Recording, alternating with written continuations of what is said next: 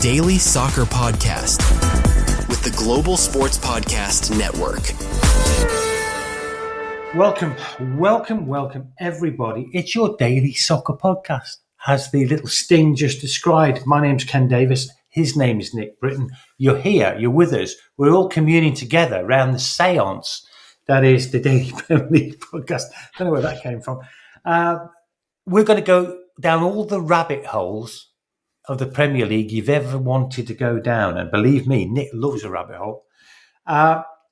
So how are you doing, Nick? You see you've got your posh shirt on. How are you doing? Have you been out and just come back in from work? I've literally just walked in the door, walked past my family, straight into GSP and Towers' office. And because obviously I'm podcasting from home today, and just sort of waved at them and said I'll be back out in half an hour. I'm well, mate. I know I'm well. I'm wondering where you're going with your metaphors of ghosts and rabbit holes. It's Halloween, isn't it? Halloween's coming up. Well, it's not Halloween yet. No, you've got another 2 weeks. It's Halloween. Yeah, we can't do this for 2 weeks. You can't keep this up.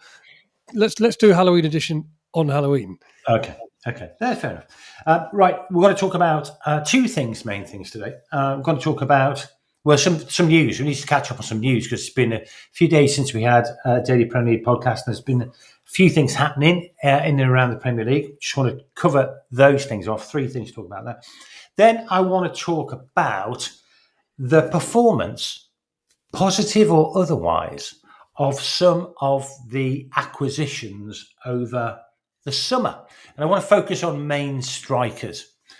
Just talk about some of the key, because a lot of money was spent on main strikers over summer. And it'll be interesting to see how we feel they've kind of settled into their new clubs. We'll give them a grading, A to E, A being exceptional. That should be E, really, shouldn't it? And E being not very good. A for atrocious, E for exceptional. That's completely wrong around. So A for absolutely award-winning, and the E for being excrement. That's probably a nice way of putting it. What does C stand for then? Could do better. D? Disastrous. And B? Beautiful. Yeah, good. Well done. Thank you. Great. Okay. Well, pressing on. Right, news. First things, interesting piece of news coming out of Newcastle that they've appointed Ross Wilson as sporting director from Nottingham Forest. You'll remember, of course, Newcastle had a somewhat, what's the word? Difficult, trying summer period when they were trying to get all kinds of players in at Newcastle. It wasn't really working. They'd lost Paul Mitchell, their sporting director, just at the very start of the close season. That seemed to have a bit of an effect on their ability to attract the talent they wanted. Now they've got Ross Wilson in for Forest, who's done a very good job, I think, at Forest. And I suppose part B to this conversation about this is that actually another dagger in...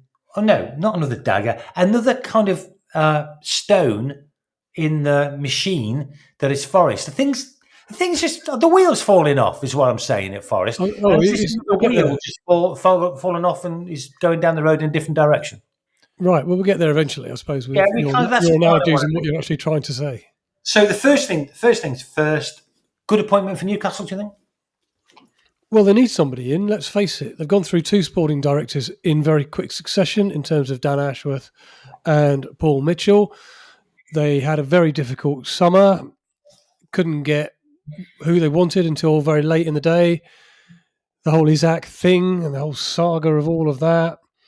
Still not a sense that they're fully at strength. I don't think Newcastle fighting Premier League and Champions League.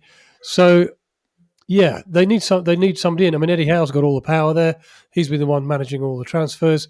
So Ross Wilson's success or otherwise will entirely depend on whether or not he can get on with Eddie Howe, and certainly get on with Eddie Howe better than Paul Mitchell did. Yeah, there seems to be, the talk is that they've already got a pretty positive relationship. They've had it before, if you like, this appointment, which obviously augurs well. Well, they're going to have to, because if you think back to when Paul Mitchell first came, one of the first things he did was kind of out Eddie Howe as trying to put him in a box and say, "You're the coach, you coach. You know, we will handle the transfers from here. Thanks very much." And that, I think, infuriated Eddie Howe, infuriated the Newcastle fan base. I think there was a power struggle going on at St James's Park for a little while, and Eddie Howe won it because Paul Mitchell departed. So this is going to have to work.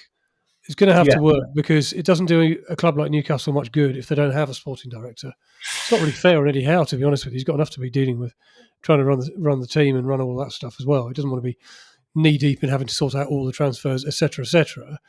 I mean, he's got a team around him, obviously, and but yeah, I think look, it's a good move on paper, but the proof of the pudding will be not just how he gets on with Eddie Howe, but how his relationship with going up with new chief executives, the owners, obviously, PIF Group, and things like that. So it's early to say, and I think time will tell. We'll just have to see. We'll just have to see how it gets on. Only because the last two have come and gone so quickly.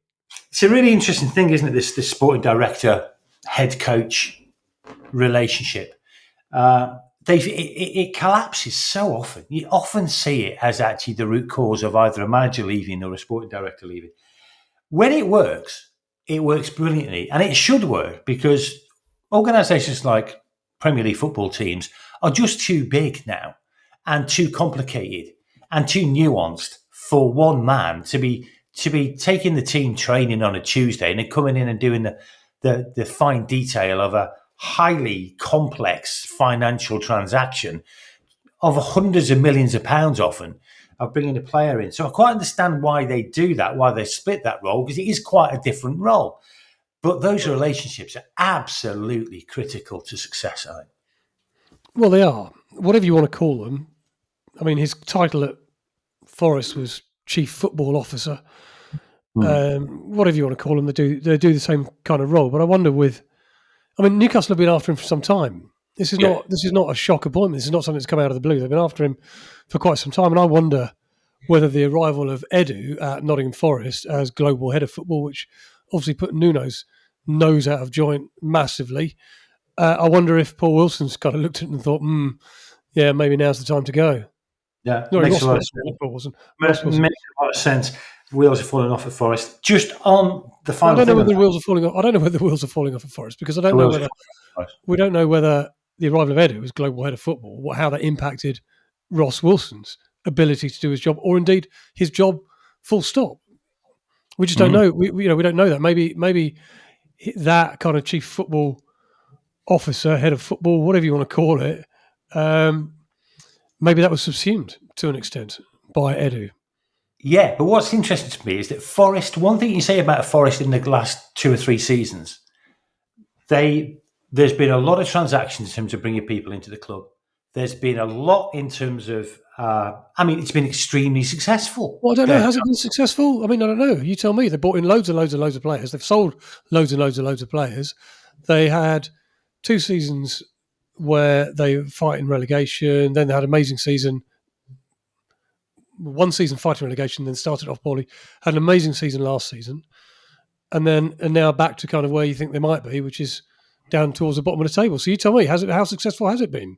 I think anyone would say Forest have outperformed where anyone expected them to be. Is that down to the fact that their players have performed beyond expectations? Yeah, but is that because of a chief football officer, or is that because of a manager who's been able to shape players into a system and a formation that has really, really worked for him? And that was, of course, Nuno Espirito Santo. He had hundreds of players, not obviously hundreds, but he had loads of players at his disposal. So I'm not sure. I don't really know. It's got to be a bit of both, hasn't it? It's got to be. I don't know. I've never known what the Forest kind of transfer strategy is, other than buy loads of players. I don't really know what and who's buying them. Is it the owner who's buying them? Is it the manager who's recommending them? Is it Ross Wilson stuck in it? I just don't know. It's really difficult to say because it seems so random. The Forest, the way they got up, they spent £200 million in season 1. They spent another £200 million in season 2. They've got loads of players who then left who nobody even heard of and didn't even know they were there. You tell me. I tell you, if you end up having the season Forest had, last season, I think you're picking pretty well. I mean, you might pick from a lot of people, but they've come through.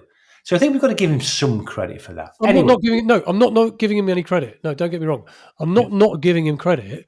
What I'm saying is from the outside, it's very difficult to know quite how well he's done and how effective he is because of the chaos of Forest's transfer policies.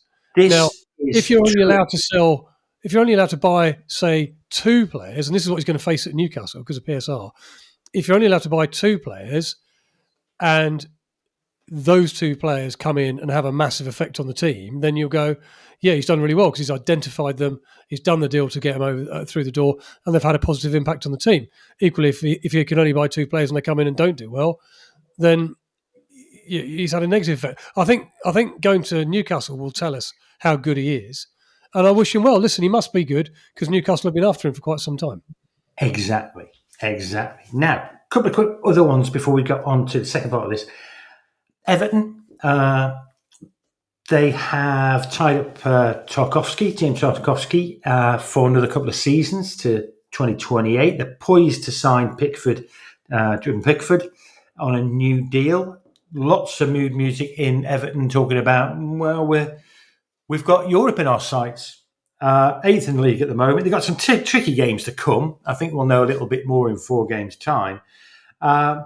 What do you think of that business? They've been very good at the back, Everton, so that seems to make a bit of sense in terms of tying Tarkowski. He's been great since he joined him from Burnley, and Pickford, who clearly is just the best keeper in England.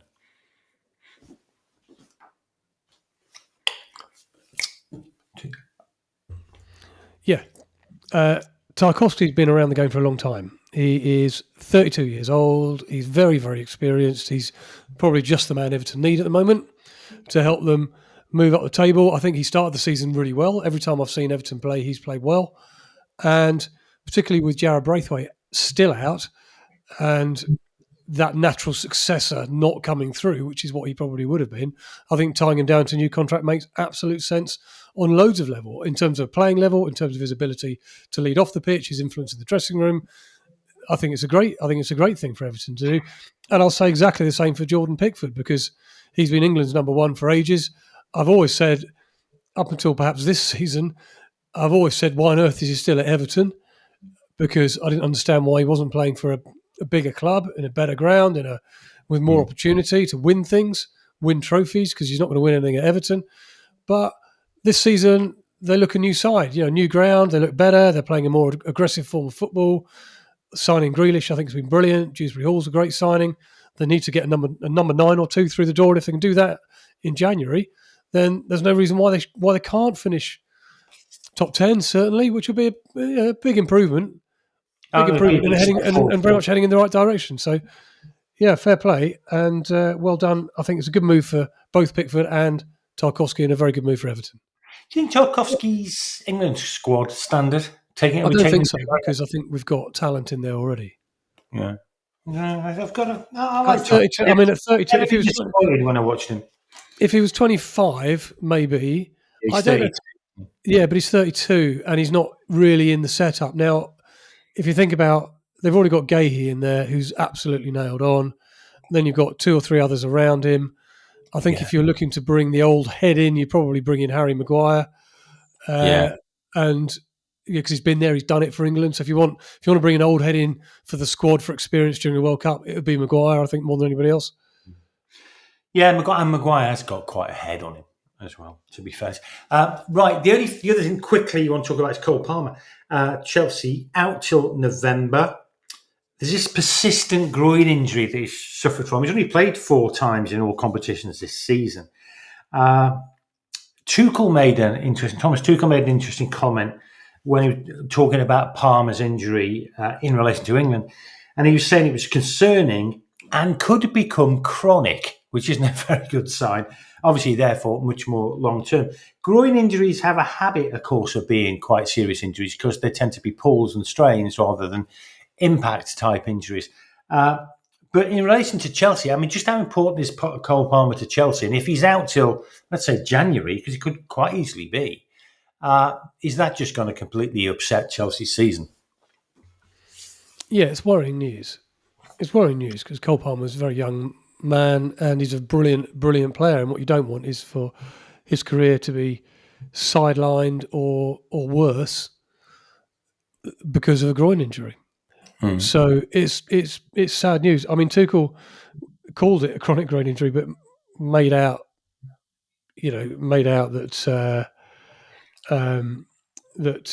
he might be out for quite some time. Certainly the next Chelsea game or so. I think they play Forest, don't they, at the weekend, if I'm right in thinking. And the signs aren't good because he's been out and he came back. Remember, he only lasted about 20 minutes of the game up at Manchester United. Yeah, and in terms of what that means for Chelsea's season, it's a massive, massive blow because Chelsea are a totally different team with him and a totally different team without him. You're right. It's players can rush these things, and sometimes you pay a penalty for doing that. Right, as we know, as Thomas Tuchel knows, it pays to get your team selection right. And here at Global Sports Podcast Network, we spend a lot of time selecting our delivery partner. We chose Zencastr. Zencastr makes it easy to bring your vision to life, share it with the audience wherever they may be. It's got 4K video recording, it's got easy AI editing, it's got top-tier distribution, tools, and they're all in one place, which is the amazing thing about it. So if you've got a story to tell, you might want to tell it with Zencastr. Why don't you check the show notes? You'll find out more details.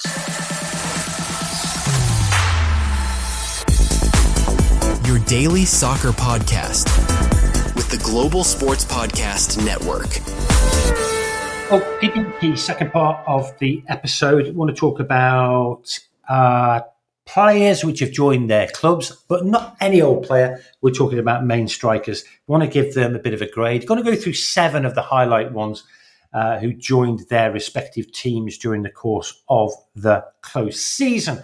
Got to start with Arsenal. I'm going to start with Gyökeres. Came from Sporting Lisbon to Arsenal. He scored 3 goals in 578 minutes. That's 1 goal every 192 minutes. Amazing I can do that just in my head, but it's 192 minutes. What do you make of Gyökeres? Do you think he's helped Arsenal? Do you think he's improved them? What's the general view on Mr. Gyökeres?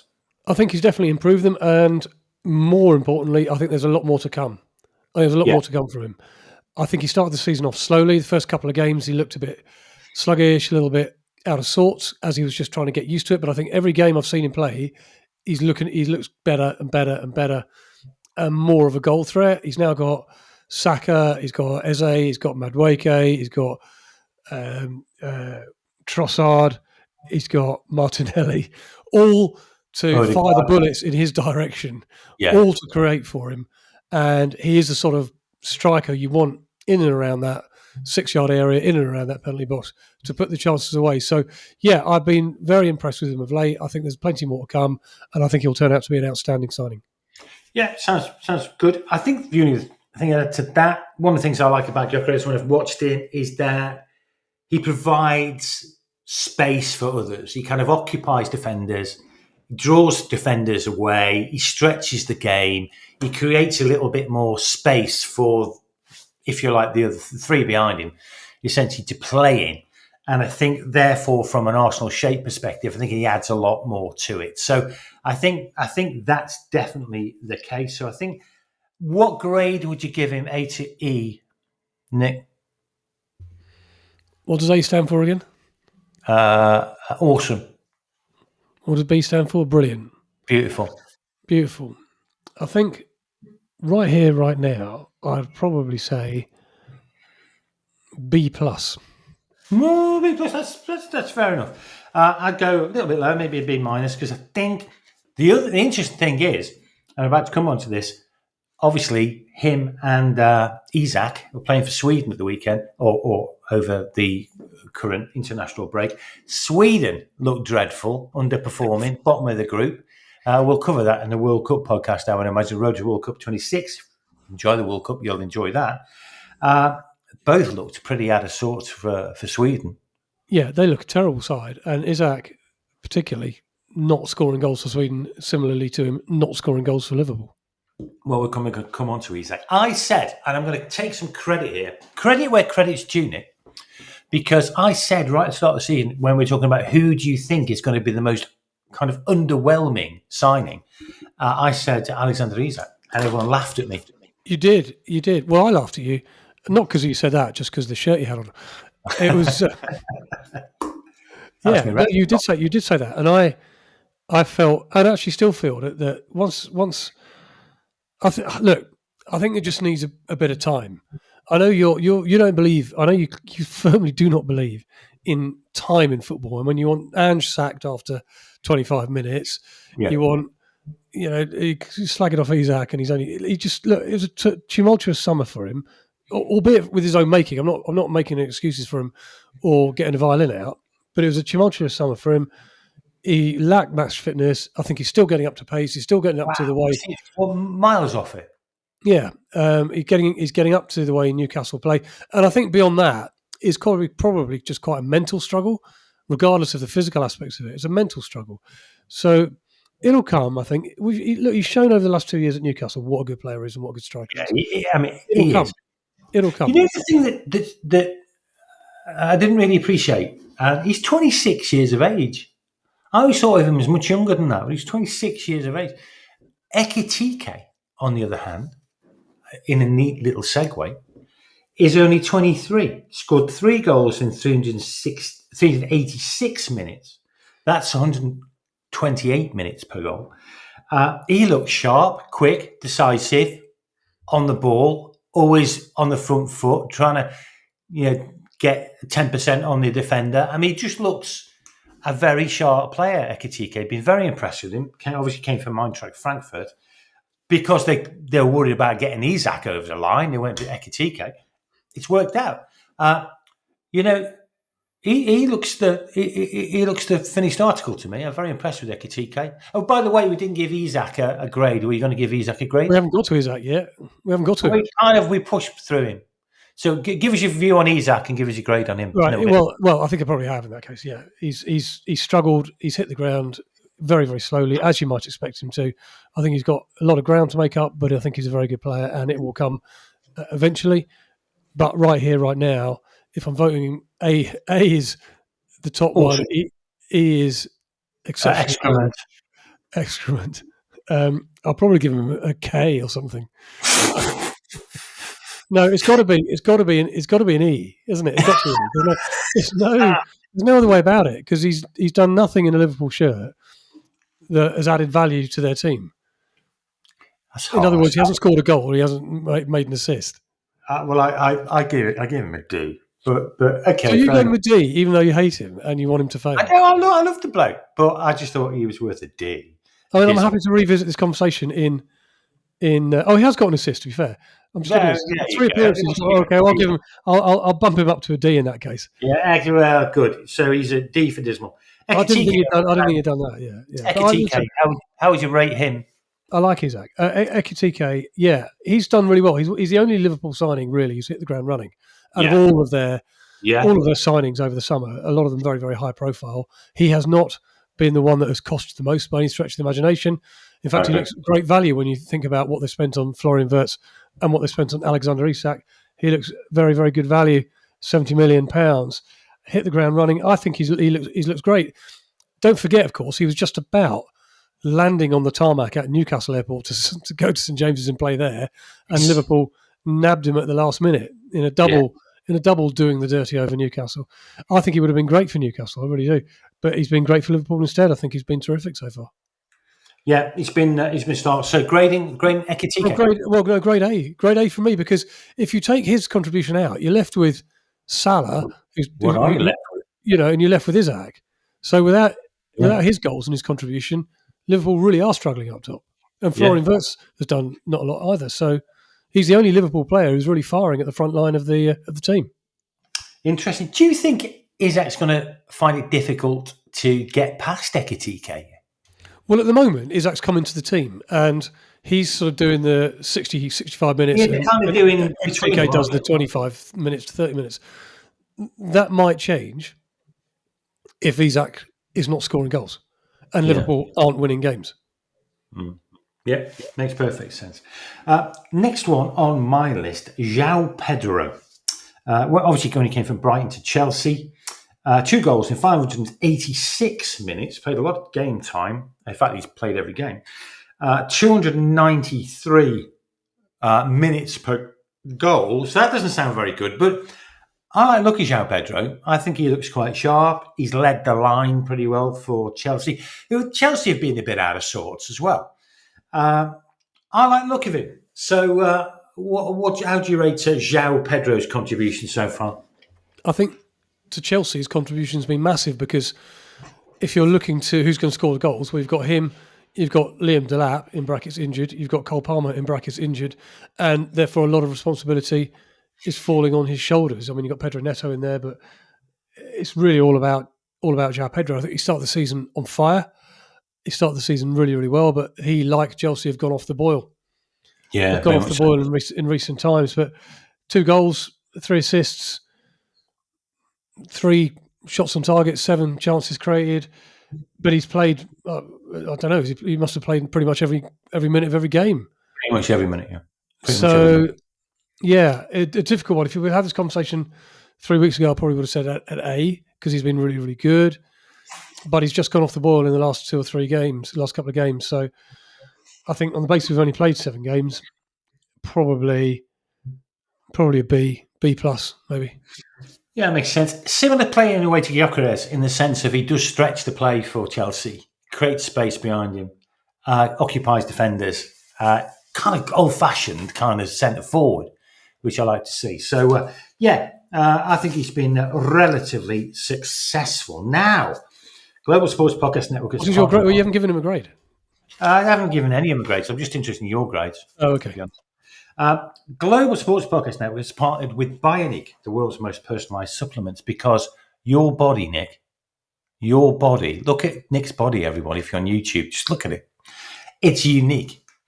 Because without knowing what deficiencies you have, taking off-the-shelf supplements can mean you're probably not getting enough of the nutrients you need. And look at Nick, he isn't, clearly, because he hasn't had his tea yet.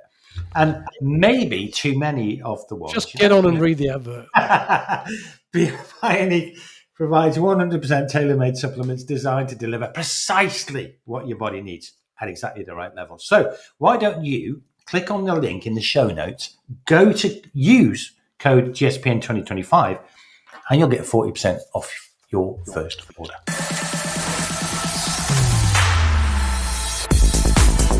Your daily soccer podcast with the Global Sports Podcast Network. Right, we've got 3 minutes to cover 3 other players. Benjamin Sesko went from RB Leipzig to Man United. Do you remember when they played Grimsby in the Cup and it was 10-10 or whatever in the penalty shootout? Sesko was 10th on the list, 9th or 10th on the list. I think it was 10th to take a penalty, like after the bloke who does the kit for him. At the time, I thought, his confidence must be shot. This is your £74 million star striker, by the way. Yeah, what's going on? Not refusing, but pretty much refusing to take a penalty against Grimsby unless he absolutely had to. I couldn't believe my eyes. Yeah, and there's Amorim with a gun to his head saying you're going to take the next one. He's not, because Amorim just sits there looking at the floor. Yeah, he probably was still looking at the floor several hours later, not realising that the Man United team bus had left. I know. Poor old Amorim. So 2 goals in 385 minutes of play, though. 1 goal every 193 minutes. You know what? I think he's finding his feet. He scored a couple of goals recently. One was quite a neat little finish, I thought. So is Sesko starting to be the kind of the player we all expected him to be? I think that's it, isn't it? I think that's it. He's only 22. So coming over to play for Manchester United with all the circus and the pressure that's going on around him, with his manager, with the chaos of the team, with all the media hype, it's difficult. And he looked terrible the first 2 or 3 games. But I think you're right. He's slowly starting to form a little bit of a partnership with Mbeumo. Yeah. Cunha, who's been injured, I think should come in on the other side of him, and he's got to start trying to work with him. He's looking a little bit better, scored a couple of goals, and it looks to be heading in the right direction. Looks to be. And I only say looks to be because a couple of goals in 2 or 3 games is not a huge barometer of success. No, it's not. It's quite a small sample size. But, when you've seen enough football, and me and Nick have, believe me, we've seen enough football, you get a sense when people are just, confidence is starting to raise a little bit. And he just looks a little bit sharper than he was. Well, yes, but does that mean you get a sense that he's going to be a 20-goal-a-season striker? No, I don't get that sense at all, do you? Not really. So for 74 million pounds, is a good value. Okay, well, it's a good point. It's a good point. Now, and this will be the final one. We were going to talk about Calvert-Lewin as well. I'll give him a C in case you're asking. Okay, C. Forget Dominic Calvert-Lewin, Leeds. We ain't got a time to talk about him. It's not relevant anyway. But I tell you who is relevant. Voltemada at Newcastle. Just talking about these goals per minute. He scored 3 goals in 305 played minutes. That's the best of them all. 1 goal in every 102 minutes. I'll do the calculation for you. He looks sharp. He suits Newcastle, I think. Again, just going back to what we're talking about, João Pedro, he looks like an old-fashioned centre-forward, 6'6", bit of a bully, tall guy. They're going to have to mark him, creates a lot of space. I really like the look of Voltemada. You've seen a lot more of him than I have. What's your take on Nick Voltemada, and what's your grade you're going to give him? Well, considering Newcastle missed out on Ekitike and, of course, Isaac eventually left, they looked until very late in the window like they might have to go into the season strikerless. Well, or with Will Asula, fair play, with Will Asula as their only number 9 in recognisable format, because they were playing Anthony Gordon up there with no success early in the season. So to pull Voltemada out of the bag, and who needs a director of football? It was a brilliant signing. He's a great. I love watching him play. I think he's terrific. I think he's a great signing for Newcastle as well. And more importantly, he scored in his debut, which is the most important thing. So he's got off to a flyer straight away. Newcastle fans love him. He scored in his debut. He's carried on contributing. He's carried on scoring. He looks a handful. He knows how to take a penalty. If you watch the game against Forest the other week, he absolutely is one of the best penalties I've ever seen. He was absolutely brilliant. I'm still trying to work out how he managed to do it. He sort of whipped it with bend, curve, and something or other into the top corner of the goal, postage stamp top corner of the goal, but it hit the roof of the net before it hit the back of it. It was a brilliant finish. I mean, if you look at the trajectory of the ball as it left his foot into the goal. He scored again for last night for Germany against Northern Ireland with a header stroke. Actually, it came off his shoulder. He missed his head completely. Came off his shoulder. Doesn't matter. They all count. And I think he's exactly what Newcastle need. They've got Johan Wisser to come back in, which I think will help supply him. And he's been an excellent signing. The only risk they're in, I suppose, until Wisser is fit, is that there's a lot of pressure on his shoulders. He is their number 9 in terms of he's their only out-and-out striker. So there's a lot of pressure on him. He was managed into the team quite gently by Eddie Howe, which was... Yeah, he did a good job, Howe, with that, didn't he? Because he didn't just push him in straight away. No, I mean, the only time I think he should have started when he hasn't started was in the Champions League game against Barcelona, because Newcastle, we knew how they were going to start the game, and they're absolutely on fire, rip into Barcelona from the off in the hope that they could get a goal or two up, because we knew in the last 20 minutes they'd be knackered. And they created chances that Voltemada would have scored. I'm convinced that had he been on the pitch, they would have been 2-0 up. Instead, the chances fell to Gordon, who missed an absolute sitter, and a couple of others. And they didn't get a goal. And in the end, Barcelona managed to control the game and win the game. So, no, but I think Voltemada's been a great signing. I like everything about him. I really do. And your grade? A, without a doubt, yeah. A for amazing. Yeah, I think that makes sense. I think I read at the time when they made the move. I think it was Karl-Heinz Rummenigge, the famous German player midfielder, described it as either madness or insanity that Newcastle would pay that kind of money for Voltemada. But hey ho, here we are, 6 weeks later, saying what an absolutely fantastic piece of business it was. Yeah, that's because they were just jealous that he went to Newcastle and didn't go to Bayern. You heard it here first, everyone. You heard it here first. There's nothing. I read the comments, so I just laughed because it was just sour grapes, without a shadow of a doubt, because they were really desperate to sign him. There you are. Well, brilliant. Well, that brings today's episode to an end. Thank you, Nick, for dashing in from the world of work in your work shirt to come and do the podcast. It's been an absolute pleasure. And we'll see you again in a couple of days. And guess what? End of the week, there's some football to look forward to.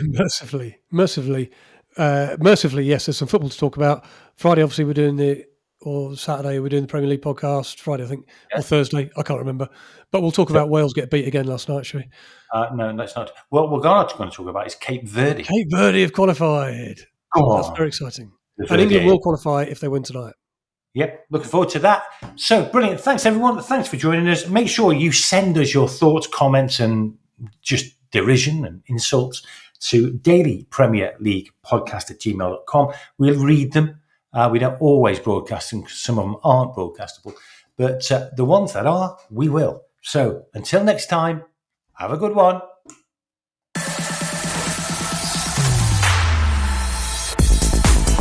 Your daily soccer podcast with the Global Sports Podcast Network.